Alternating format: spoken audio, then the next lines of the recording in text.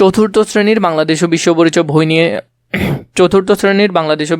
বই নিয়ে তোমাদের সাথে ধারাবাহিকভাবে আলোচনা করছিলাম। তার ধারাবাহিকতা এর পূর্বে 26 নম্বর পৃষ্ঠা পর্যন্ত আলোচনা করেছি। এখন 27 নম্বর পৃষ্ঠা থেকে আলোচনা করব মারমা টপিকটি নিয়ে। আমরা এটা নিয়ে পুরোপুরি বিস্তারিত আলোচনা করব। প্রথমে একটা ছবি দেখতে পাচ্ছি যে তাদের পোশাক কেমন, সে পোশাকগুলো নিয়ে।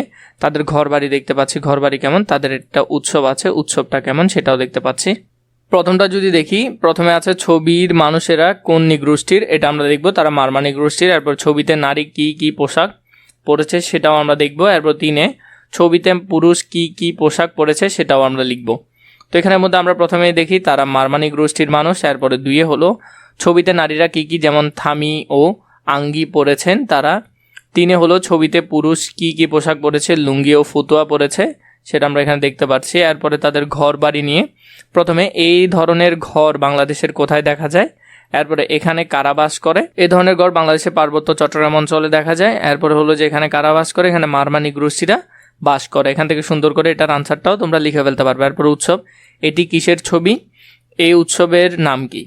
তাহলে এখান থেকে যদি দেখি, এটি হলো যে একটা উৎসবের ছবি দেখতে পাচ্ছি যেখানে নৌকায় মধ্যে পানি ছিটাচ্ছে। এরপরে এই উৎসব হলো সাংরাই উৎসব। মারমাদের উৎসব কি, সাংরাই। এরপরে এখানে বলে ছবিগুলো দেখি, ছবির পাশের ঘরে দেওয়া প্রশ্নগুলো উত্তর লিখে। আমরা তো এখান থেকে কিভাবে লিখবে সেটা তোমাদেরকে দেখালাম। চাকমা নিগোষ্ঠীর পর বাংলাদেশের দ্বিতীয় বৃহত্তর ক্ষুদ্র নিগোষ্ঠী হলো মারমা। তার মানে সবচেয়ে বড় হলো চাকমা নিগোষ্ঠী। তাদের পর কি, মারমা নিগোষ্ঠী হলো দ্বিতীয় অবস্থানে। বেশিরভাগ মারমা নিগোষ্ঠী বান্দরবন, খাগড়াছড়ি ও রাঙ্গামাটি এলাকায় বাস করে। কোথায় কোথায় বাস করে, বান্দরবন, খাগড়াছড়ি এবং রাঙ্গামাটি এলাকায়। মারমাদের নিজেদের ভাষা আছে, তাদের ভাষার নাম হলো মারমা ভাষা। তাহলে তাদের ভাষার নাম কি, মারমা ভাষা। একটা জিনিস পেলাম, এখান থেকে ইনফরমেশনগুলো কালেক্ট করবে। এই ভাষার নিজস্ব বর্ণমালা আছে, তার মানে ওদের যে ভাষা এটা নিজস্ব আবার বর্ণমালাও আছে। মারমা সমাজ হলো প্রীতিতান্ত্রিক, তাহলে সেখানে বাবাই প্রধান। সম্পত্তির মালিকানার ক্ষেত্রে ছেলে ও মেয়ে উভয় সমান অধিকার ভোগ করে, মানে মেয়ে যা পায় ছেলেও তাই পায়। মারমাদের নিজস্ব রাজা আছে, তাহলে মারমাদের কি আছে, নিজস্ব রাজা আছে। এছাড়া প্রতিটি গ্রাম প্রধান রয়েছে।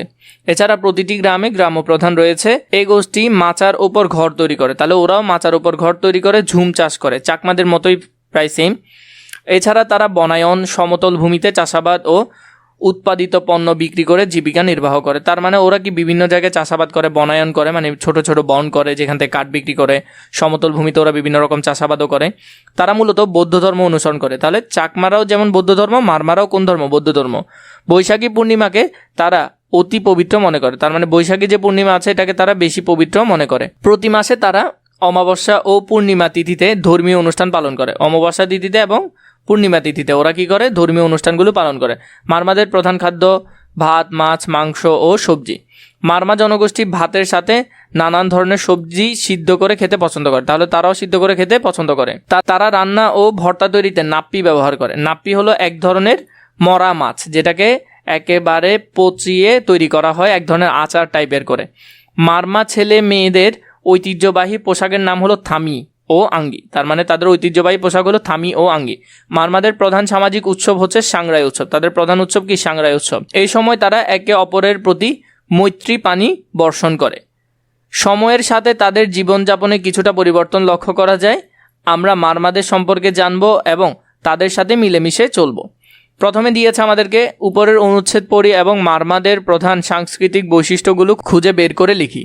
সাংস্কৃতিক বৈশিষ্ট্য, তাদের ভাষা কি, তাদের প্রধান ধর্ম কি, পোশাক কি, খাদ্য কি খায়, চাষাবাদ কি পদ্ধতিতে করে, উৎসব কি। তাদের ভাষা হলো মারমা ভাষা। তারা কোন ধর্মাবলম্বী, তারা বৌদ্ধ ধর্মাবলম্বী।